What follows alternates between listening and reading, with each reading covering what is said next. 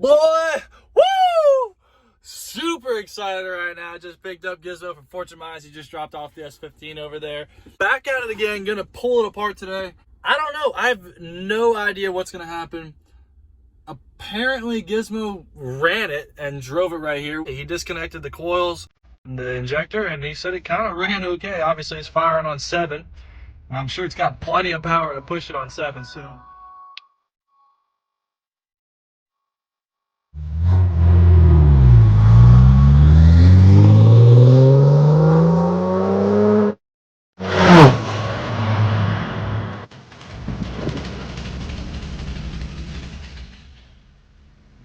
That thing sounds crazy. It just blasted out.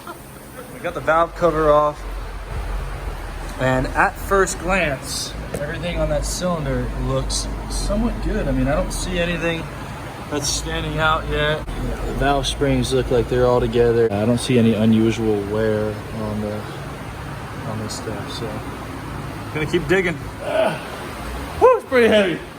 Now that is what the head on an LS block looks like. This thing probably weighs a good 40 pounds or so. Whew. Well, let's drop down to the ground and take a look, see if we can see any problems with it. This is the cylinder we were having issues with. Actually looks pretty good. Doesn't look like there's any significant wear. The wear looks very similar to the other cylinders as well. All of them look pretty good. Yeah, get that cleaned up. Go back to the block here. I'm gonna remove this water and then check the cylinder walls for any scoring, which I actually don't even feel anything. I hear a really cool car somewhere in here. Oh, how's it driving? It drives good. Gizmo has a video of him absolutely walking a C706.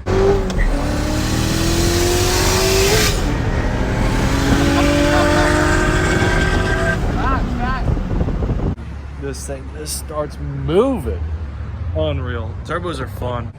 Well, I got the heads off, or the head off. Just the one side. Dude, it looks good. I don't know. I hope I didn't pull all that apart for no reason. This is the lady. Oh. He needs a tire. He needs that tire.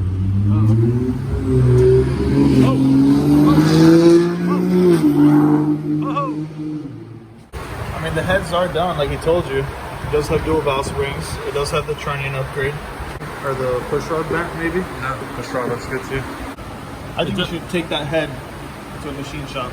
They're just going to check and make sure that this is sealing good. Cannot believe the cylinder walls aren't scored up, which means the piston is probably fine.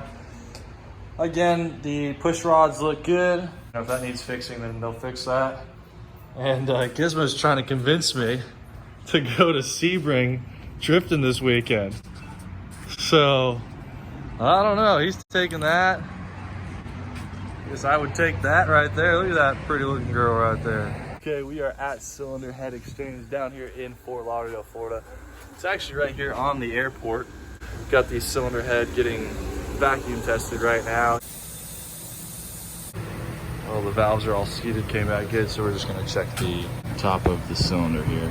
I guess it's good news at this stage. The cylinder is not warped and all the valves are sealing good. Only problem with that is we did get low compression on that one cylinder, which means that low compression must be coming from something other than the head. Really only leaves 2 more places where that could be coming from. It's the head gasket and the piston and the rings. So unfortunately, if it's not the head gasket, then it's probably the piston rings. Underneath the car here is a good look at the bottom of a LS1 engine and crank here. So this is our bad piston. We're going to pull these 2 bolts out, and that's going to free up the bottom of the rod for the piston, and we're going to try and push it out to the top. Take a look at everything under there.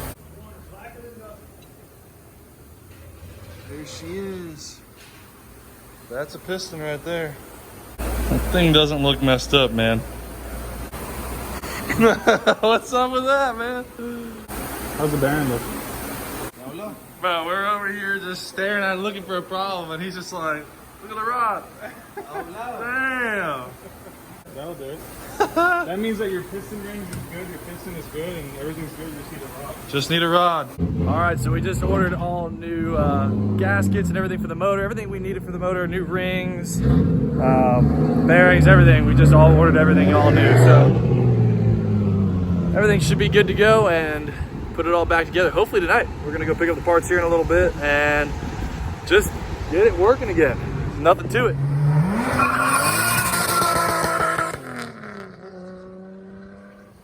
Got the oil pan all nice and cleaned up. Just waiting a couple more minutes for some parts and we go ahead and start with the reassembly. Parts guy just got here. Dang, we got it all. We got the VR1 racing oil. This is our new oil pan gasket. And then we got some other gaskets in here. We're gonna be ready to go here pretty soon. Just like that. Okay. Same. You all right? Very good. Thank you very much, Dr. Nan. Back at Gizmos. Wow, look at the little heart. Corvette's back on the lift here. Just want to show you the ring positions here for the piston that we're going to stick in. So we've got this piston is going to face forward like that in the car. We've got one oil ring open on the bottom there on one side of the pin. The top one's open on the other side. And then as it sits like this, we're going to put this bottom ring facing out. It'll be a little more centered than that. And then the top ring on the opposite side, 180 degrees. So that's going to sit in there just like that. And we'll see how this goes. I'm not going to expect too much out of this motor. Going to start getting on a second build on another motor in the time being. But it'd be nice to just have the car running and driving for the meantime. It is exactly 1 week from the day that I blew the motor in the car. Right after that, I had to leave for work. Came back and pretty much got straight to tearing it apart and trying to figure out exactly what's wrong. Pulled the rod out, found out the rod was bent. And now we've been on the repair cycle for a little while now. We just have to do the head, put the head on, torque it on, valve cover, and it'll be time to run. So Gizmo's on his way to pick me up right now so that I don't drive my truck there because I plan on driving my car out of there in the next few hours. Look at Sarah, got some Chick-fil-A for my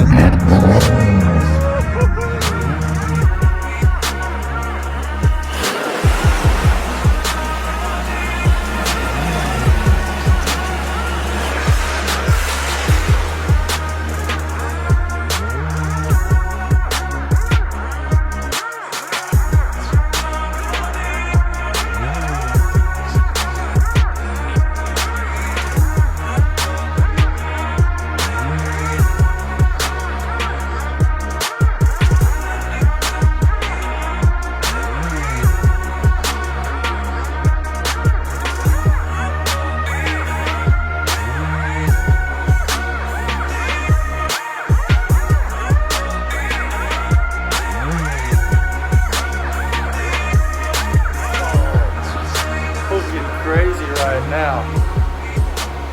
Oil pan's going in now. Got everything else to put in. Moving on to putting the head down on the car. Gonna be installing these chromoly Texas Speed push rods. Just keep it a little bit safe. They're a lot less prone to bending or failing at high RPM. So gonna be popping these in.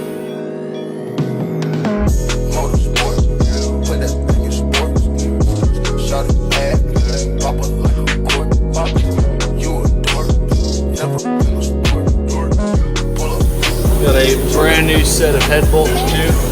Don't really want to reuse your old head bolts. They've already been torqued down once. We want to make sure that we can get the full torque spec out of them without hurting the engine or breaking the bolts. So there we go. As you barely see, but I made a little cheat sheet. This is going to help me torque down the head here in the proper sequence.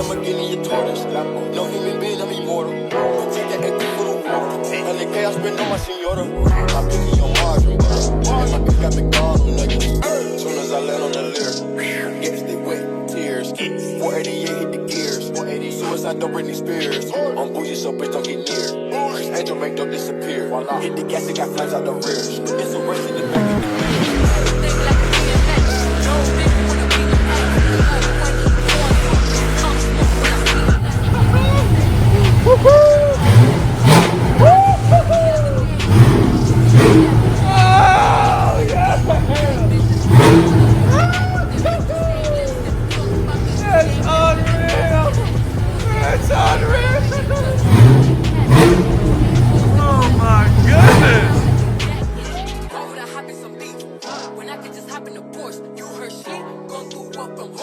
got a reliable source. So tell me, have you seen?